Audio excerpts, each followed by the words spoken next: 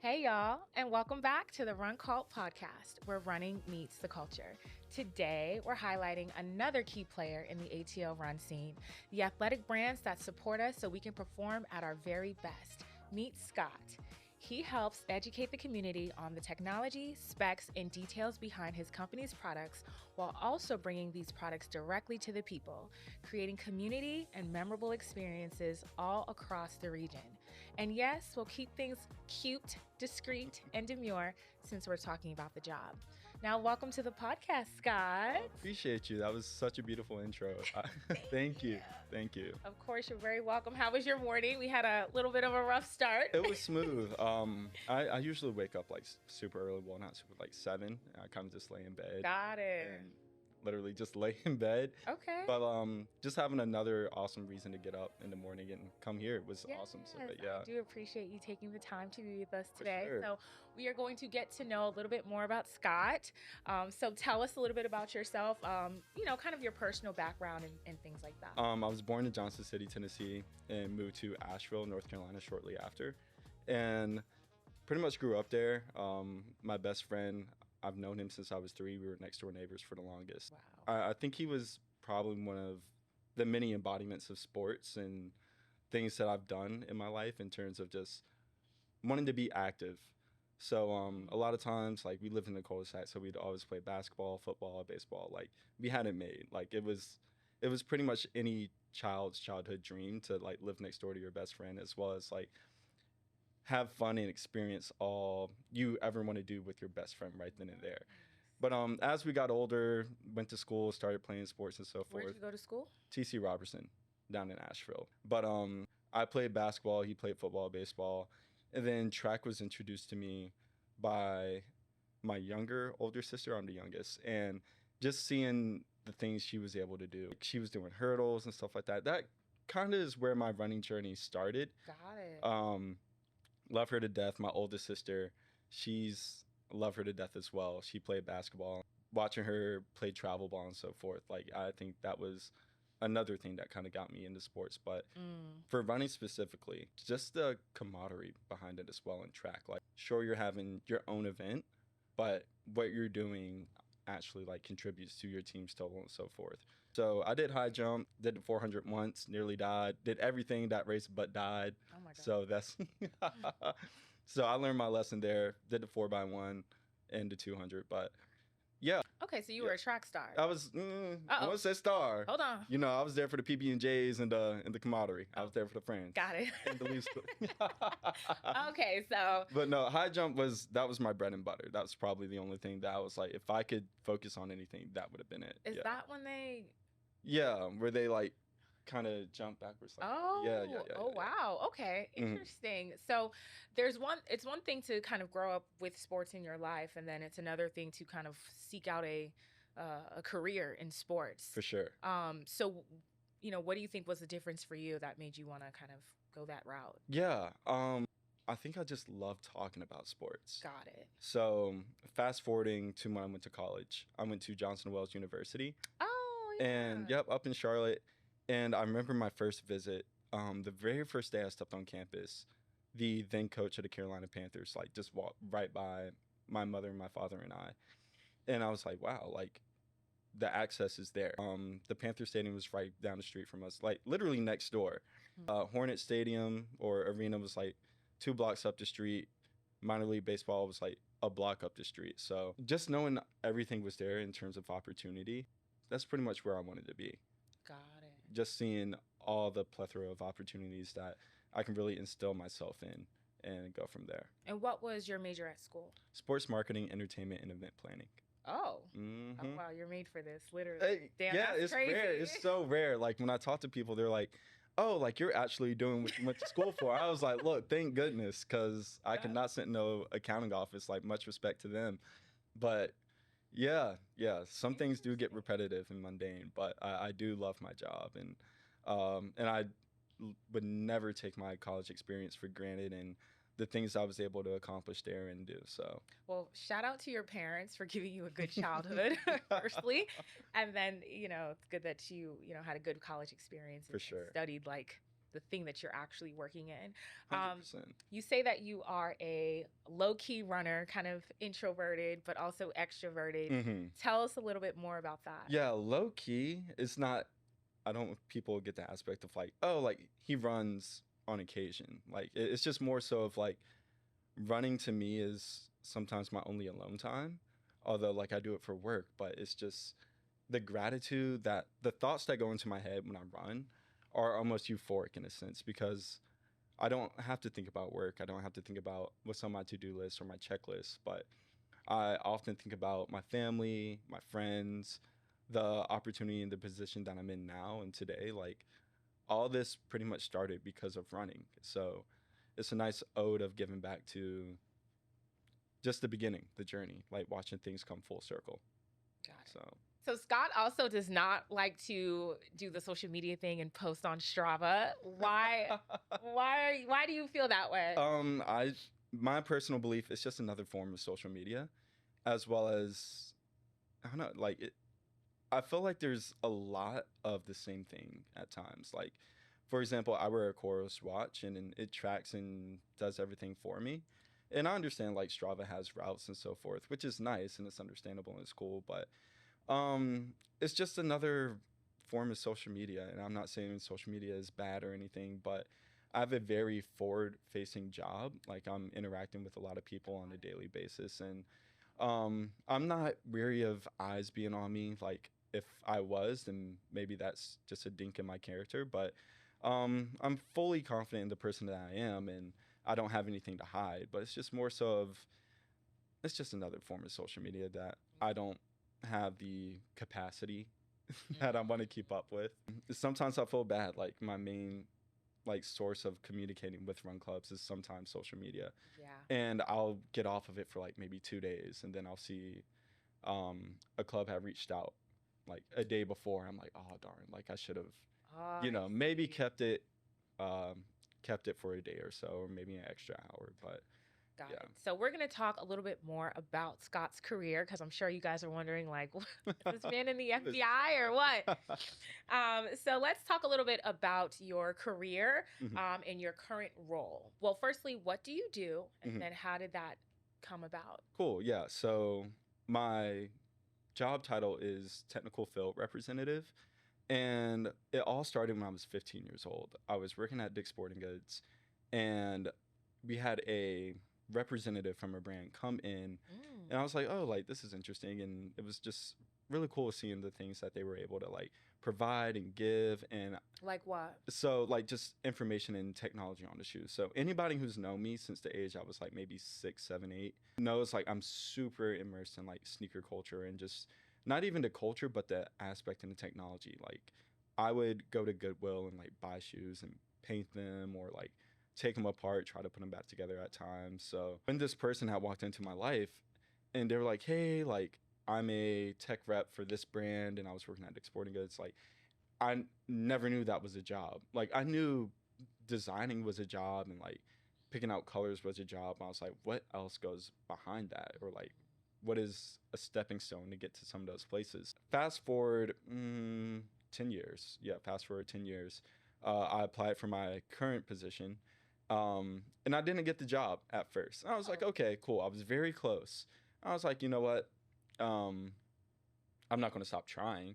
So I reached out to my now manager and I was like, hey, like, thank you so much for the opportunity and so forth. And a week later, my manager had like emailed me. She was like, hey, like, we actually like really love you and like respect you, but the only thing, because I asked for feedback, and that's such a huge thing. Anytime you're applying for a job, I would always advise people to like ask for feedback if you didn't get it. It's just another way of, adding something into your arsenal of like being better.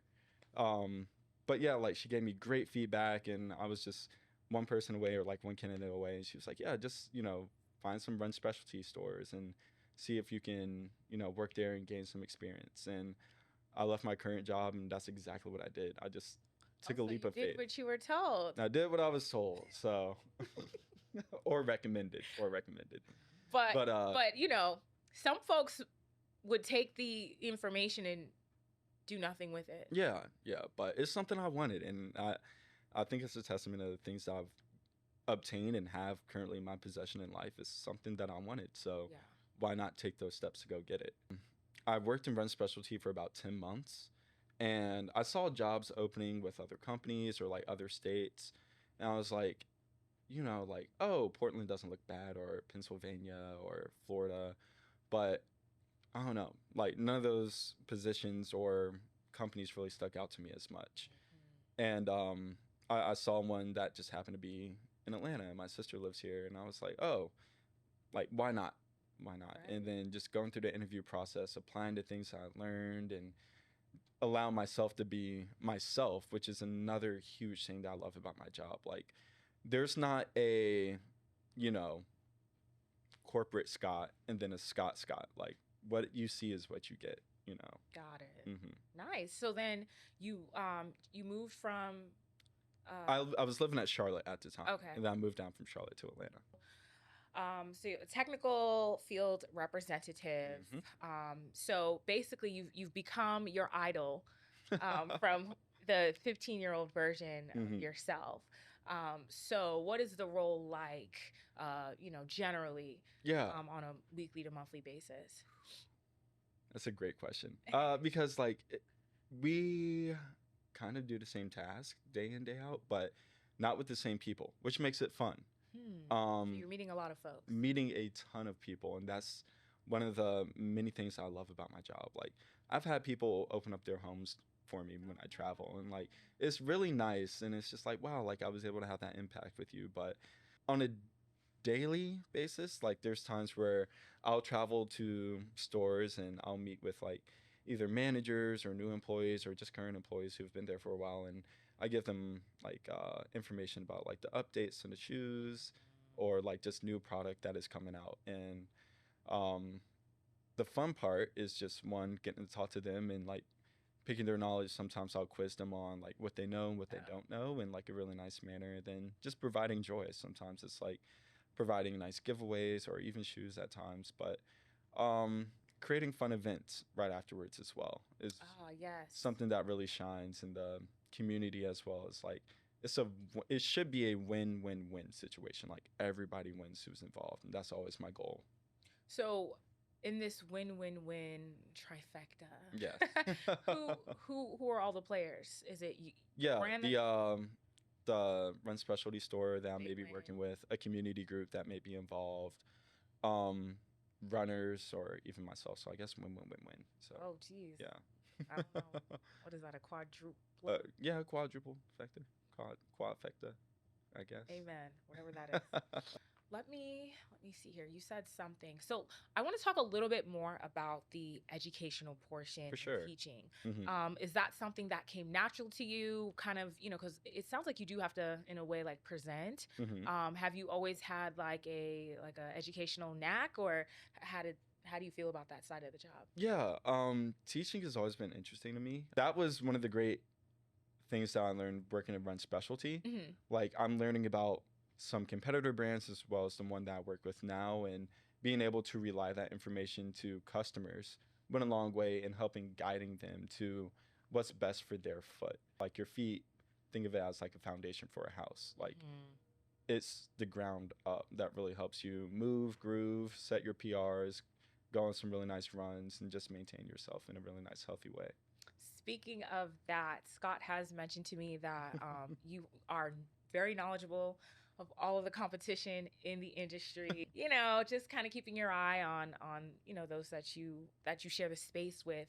Do you think that there are certain shoes or trends that maybe overhyped or getting a little bit too much shine, or in the other direction, maybe underrated, that people kind of flock to just because they don't know any better? How does your role kind of help clear the noise? Yeah. So I think we're all multi-billion-dollar brands, so True. Marketing plays a huge part, and that's kind of where my realm comes in. It's like marketing and education. So you can see like an advertisement online or when you're watching TV or like the big game or something, and you're naturally drawn to what you see. That's why some of the shoes are made the way they're made. So like your eyes looking at it, and you're like, you know what, like I would look cool in that, or Right. I would feel like I could run faster in that. So that's where my job comes in and be like, hey, like that shoe may look good and help you, but towards the end of the day, is it going to be right for you? You know, and Mm. that's where I come in and say, you know, like maybe your foot turns a little bit when you run. So maybe finding something that's supportive or corrective in a really nice manner to, you know, keep you happy. I would hate for you to spend $150 to $300 on a shoe and it doesn't work out for you. So true. I Hmm. think in the sneaker and shoe space, that's where you'll see the flashiest Hmm. commercials.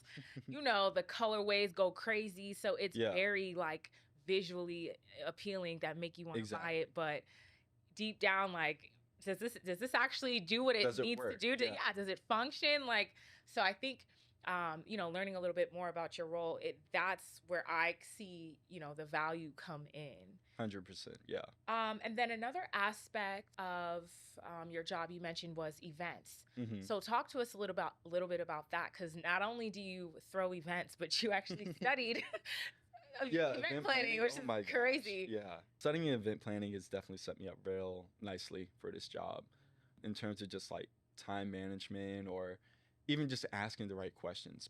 It's fun and also it can be like, I don't want to say daunting, but like it does float over my head. One piece of advice that I loved is I remember earlier on, I would like call my management or just people around and be like, dog, I'm so nervous about this event. And they were like, oh, well, you're only nervous because you care.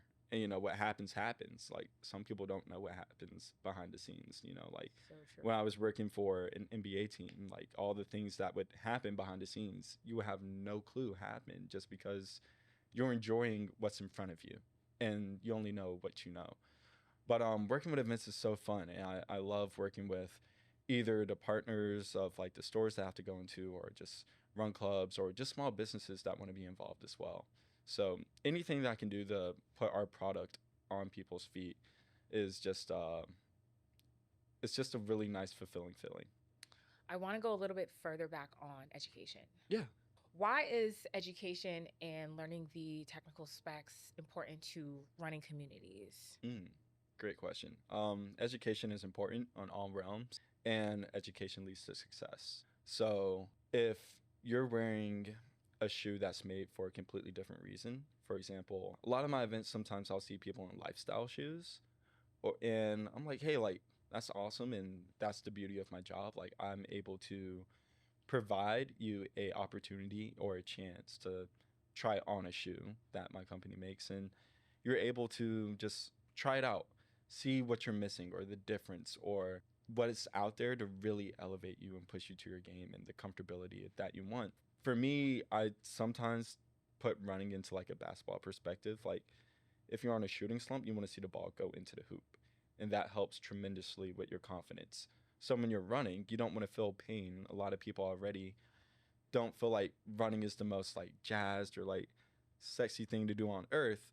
But once you're able to actually do it and you feel the comfortability of it, you build that confidence. And I want everybody who I interact with at a running event or just any event that I host to feel confident in either the shoe I put them in or the knowledge that I give them. So using that knowledge that they absorbed and taking it a step further. So when they do go purchase their next pair of shoes, it's either, you know, my brand or something similar. So that way they can just feel comfortable. Yeah, Yeah, something that is closer to what they need than an exactly. actual lifestyle shoe. That makes me think, though, what percentage of people are wearing like the wrong shoes? Would you say? I It's mean, on average. you know, if we're talking like worldly, like wide, it's crazy. It's crazy. Like a lot of people who come into run specialty stores aren't even runners. What they wearing, Vans? No, just whatever they find, or you know, whatever's gifted or something, or just whatever they thought, you know, fit their aesthetic and their character. But It's crazy. yeah, but a lot of people who walk into run specialty stores are probably just coming in because their feet hurt, or they've heard great things about what they're able to do for them. So, but yeah. That's interesting. I mean, I think that there is a little bit of a transition period For sure. from becoming a non-runner to a runner. Like Mhm. and for some reason, I feel like I had a little bit of resistance as far as taking that deep dive, spending the damn near $200 to get the sneakers. But when you feel the difference, it's like, okay. When you feel the difference, you get it. It's Like like, it yeah. clicks in your brain. Yeah. What are the different types of, I guess, support or Yeah. functions of these shoes? Yeah, great question. There's like a spectrum of neutral to stability. And stability is when you'll mainly need it if your foot tends to like turn inwards, which is more pronation, and if it turns outwards, it's supination. So you really want your foot to be on a nice level. So it's like pretty much in a forward motion, running like that. And supination and pronation aren't necessarily bad things, but it's just the way your body naturally balances itself out. But when you're on a even, nice, plain level, your body is able to function in a more performative way. Got it. So Mhm. do your products kind of correct those like inclinations? Yeah, I don't want to lead any misconception, but like that's why we have options. You know, there's some shoes that are a little bit more supportive and corrective compared to other shoes, and that's yeah. Oh, I hmm see. So not, and I always tell people there's not one shoe that's the best or perfect. So I'll have people be like, "Oh, like what's the best shoe?" And I'm like, there really is none. Like there's a maybe a good shoe for you, maybe even perfect. But there's so many people out there with so many different shapes, sizes of feet. There's nothing that's going to be perfect for Oh. everyone, you know. So Got it. So there's no one perfect shoe. It's just hmm good perfect for you and perfect. as perfect as possible, but it's not like you put the shoe on and like your foot's like just Yeah, there's no like instant, flat and yeah, like instant you're correct. Yeah, got it. for Okay. sure. That makes a lot of sense because I have had good experiences with certain brands hmm that like for one instance there was a sneaker that I put on and it felt very snug and very comfortable, hmm but then when I put on another brand, I felt and it was fine, Yeah. but then when I put on the shoe from another brand, I found that I was like kind of bouncy in the shoe, which Mhm. also was like okay, I guess. I don't know if I preferred that feeling. Yeah. And then I had another experience with another shoe that just kind of made me feel supported and Mhm. my foot felt flat. For some reason that was the one like I ended up going with. Yeah. But when I look back, like if I had the money for all of them, I would have bought all of them, but they would have just been for different reasons. Do Exactly. you know what I And mean? rotation is important. It's very important. Like, Really? you don't want to build up so many miles in one shoe because sometimes that can lead to injury. So having a nice rotation of shoes definitely goes a long way.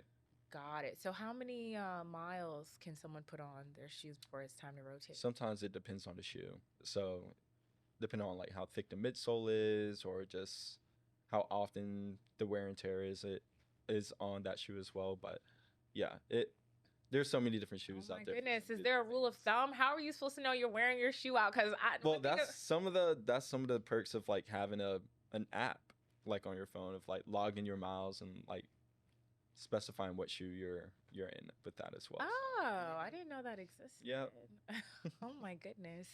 I'm sure it might be on Strava. Oh, okay. I wouldn't know. I'm playing. Well, I know. yeah, you wouldn't I know know. because I he don't have a damn account. know.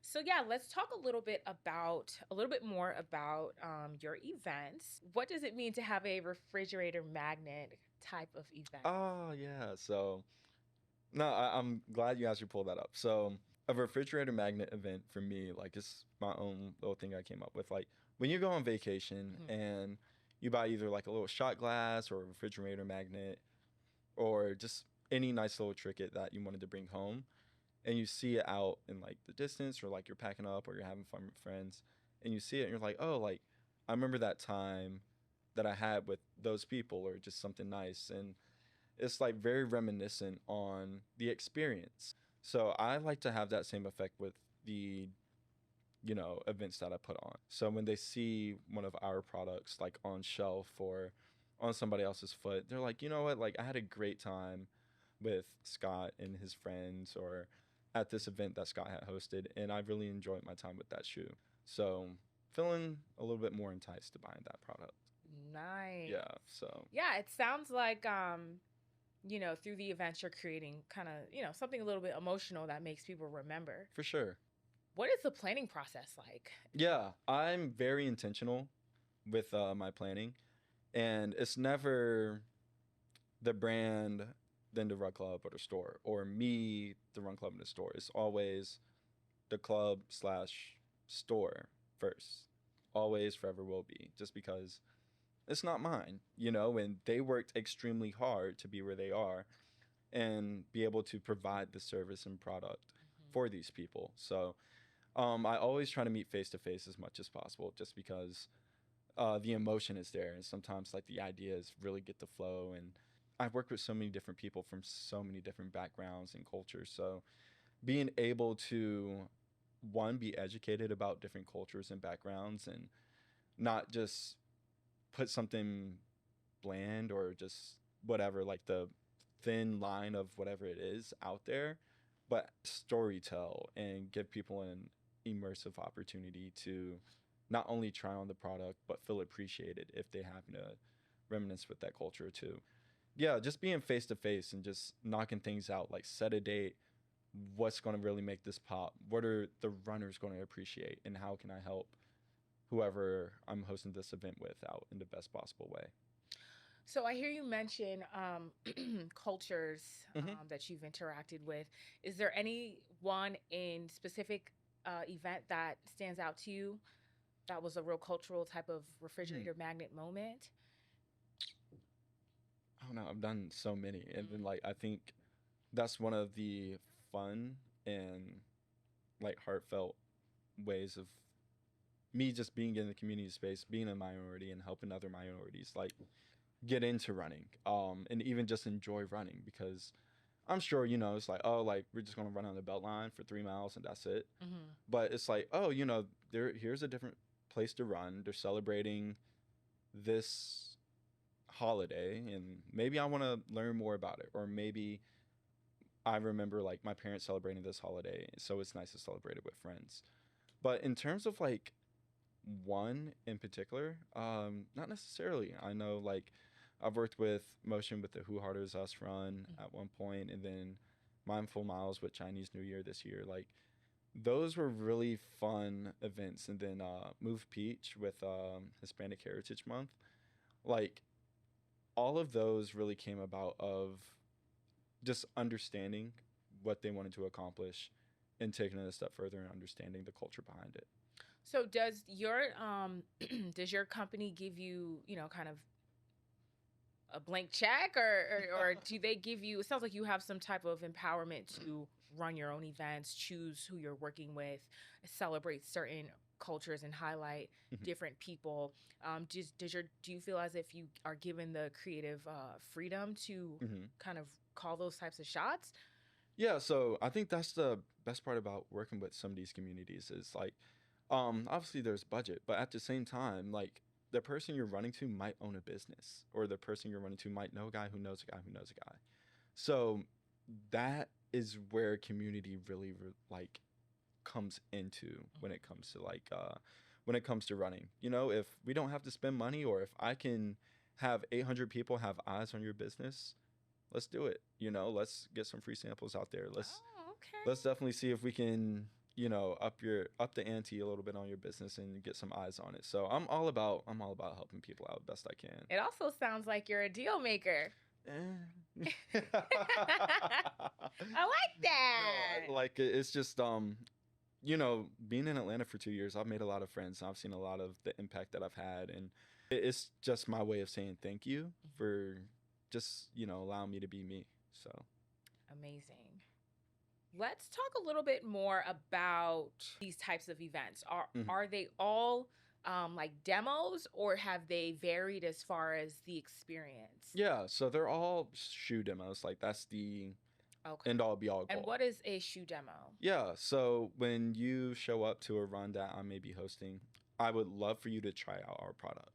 You don't know unless you try it out. That's In the sneaker market, think it's for me, it's the one market that I see the most of people will watch something online and then like blindly buy it. Because as we talked about earlier, like everybody's foot is different. the experience, like if somebody says, oh, the shoe is bouncy, it may be bouncy, but not as bouncy to you as somebody else. So allowing people to have their own opinion and experience with the shoe is what I strive for, as well as sales. But at least try it out, give it a thought.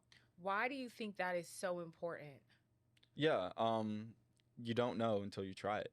I've seen it happen in real time. I've seen people, hear about our brand and maybe have never tried it, or it's been like years since they've tried it on, and then they slip it on. They're like, oh wow, like you all have either really upped your game, or I don't know why I left, or just having that experience and watching somebody go up to the counter or the register and like purchase the shoe, or I'll get a DM and be like, hey, like I bought the shoe because of you and your event. Like this is awesome. So it's the wins like that are like super impactful. That's amazing, because I know that even I have, somewhat fallen prey to the hype of a popular shoe that has, posts and posts and posts on social media. Yeah. Sometimes you can, have that group think and just kind of think that because it glitters that it is gold, when in fact it might not be for you. Exactly. Going back to, everybody's feet are completely different from each other,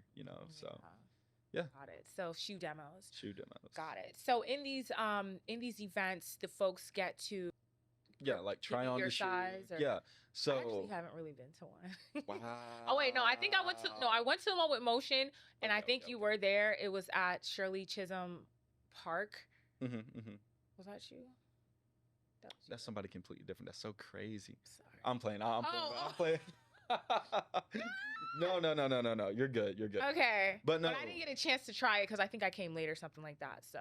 No, it's cool. And I always try my best to like get people in the shoes like afterwards. Like I understand like somebody may have like sweated their feet out in that one shoe, but I take good care of my shoes like afterwards. Like yes, yeah. Do they get clean? They get clean. They get like I put dryer sheets in them because I gotta dry back with them at times. So it's just like but the shoes are taken care of, and I want everybody's like experience in the shoe to feel like, you know what, I can own this shoe, or like I really appreciate how fresh the shoe feels and looks. So, but yeah. Got it. Okay.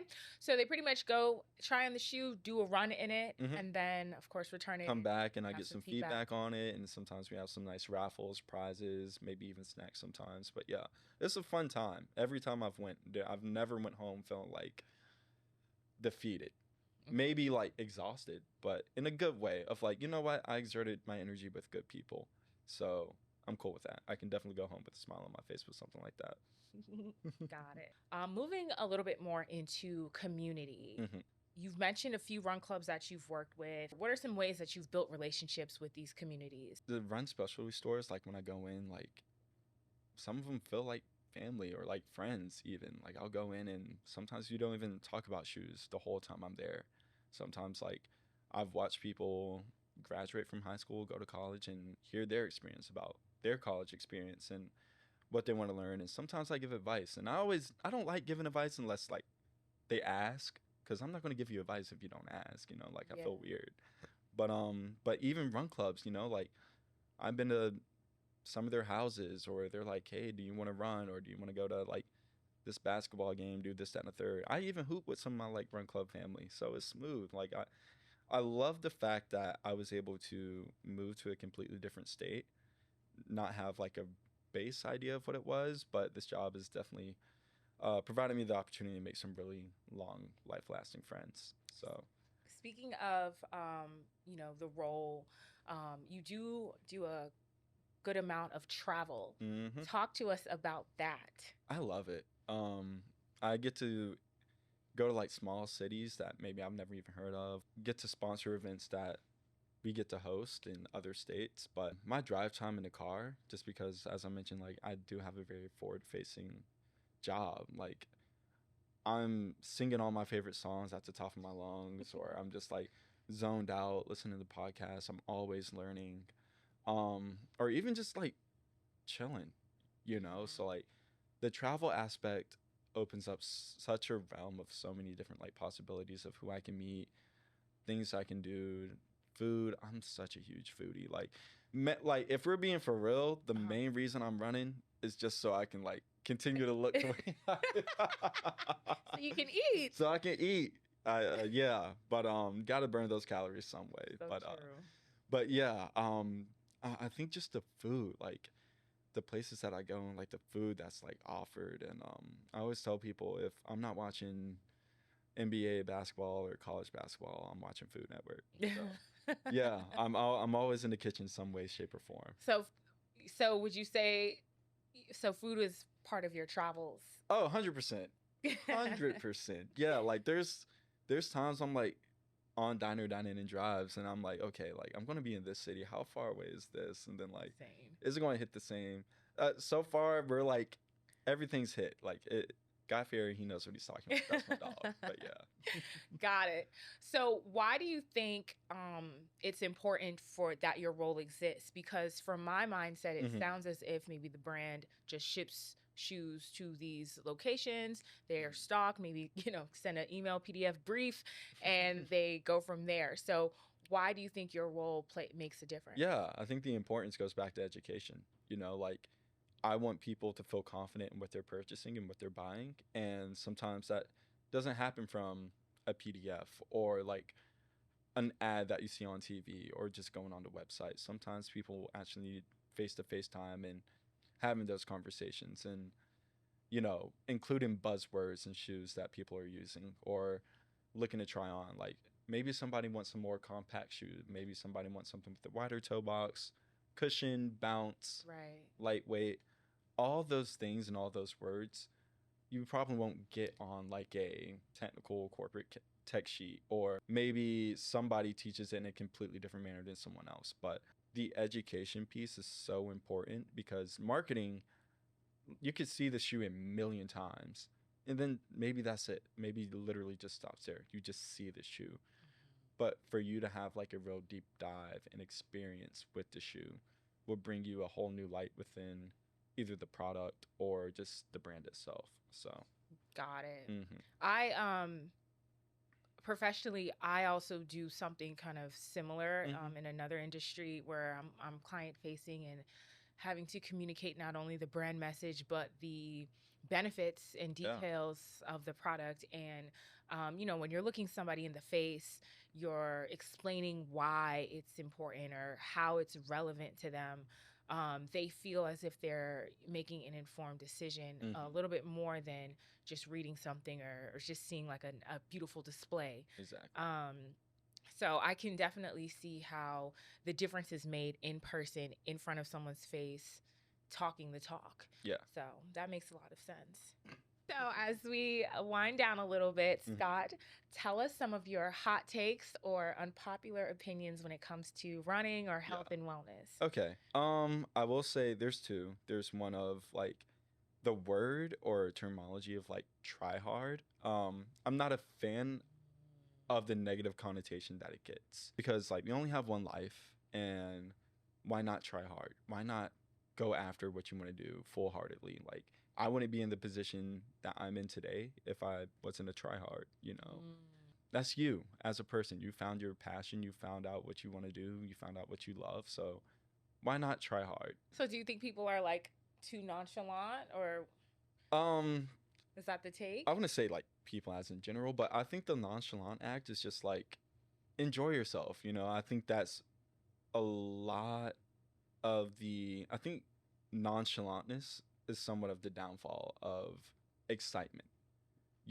Like that's why people don't dance at the club anymore. I don't be at the club. I'm just saying that's why they don't be dancing at the club. Too cool. Yeah, they're too cool, and I think like that's also the reason, some people don't feel excited when something new comes out. Like it's more of like, oh, okay, cool, whatever, like I'll try it out. But no, like we're living in an age of like technology advancing faster than it ever has, and we're living in an age of like the accessibility of so many things are so open, and for us to act so nonchalant about it or not want to try hard to either excel at it or be better at it is kind of putting a dent in our armor a little bit. Like we should be able to feel freely and excited about anything that makes us feel that way. Yeah, getting obsessed. Hmm. Um, There's healthy obsessions. oh, yeah, there Yeah. is. Hmm. Just make sure you get some sleep. For sure. Um, I think that and dedicating yourself to a cause or Yeah. a mission or your passion, it's not as common, I think. But in defense, I think also, the world has gotten so crazy that certain people have just like kind of tapped out Yeah, and kind of just burnt want to, out. And yeah, it's true. It's possible. Sometimes we're overloaded with options. So absolutely. I So get it. it's a balance because, um, after we finish here, Hmm. I have to do things, you have to do things. There are Sure. No. deliverables that are due by tomorrow, like, so it's a balance, but you can never really go wrong when you try hard, put the extra effort in time, Mhm. resources, and dedicate yourself to go the extra mile to produce a result. But it's gonna take energy. Before we actually close, I want to talk a little bit more about your passion for cooking and food. Okay, okay, okay. Yeah. So you did mention being a foodie a little Hmm. earlier. Tell us a little bit about how you be whipping it up and chefing it up in the I kitchen. was spoiled as a child. My mother, I love her. Like, I love her to death. And then her cooking just really made me appreciate like all the food that we had and all the things we got to eat as well. Like what? What Just very dishes? like my mother was very into like Southern cooking, and she learned from her mother, and my grandmother learned from her mother, like so forth. So just the ancestral drive of like wanting to learn and cook, and then also like cooking is a basic necessity. Like, why would I want to like go eat out all the time? Like, prices are increasing, blah blah blah.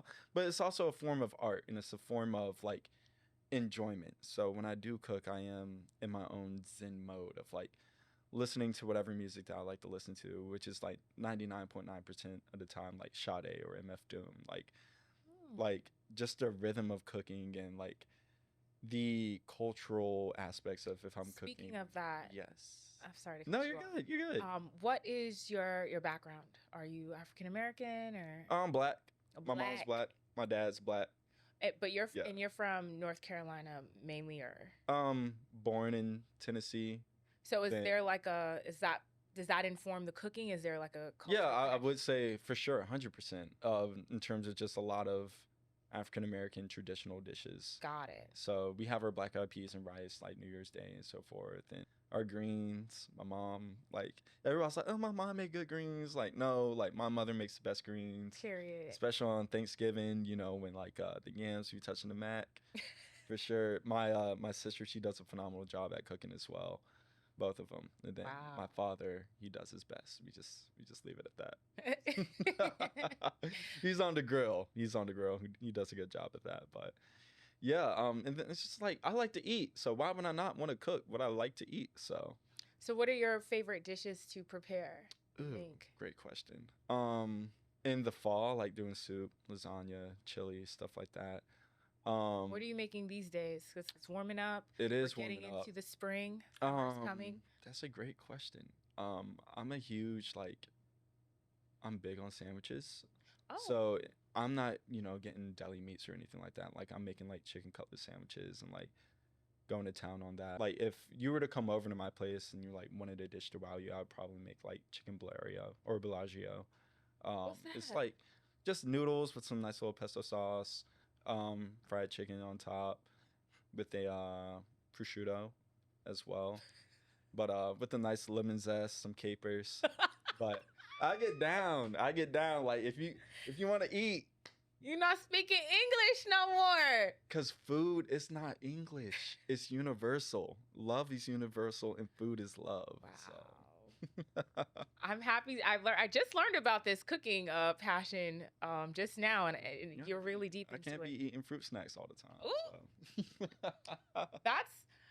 that's a good thing to kind of.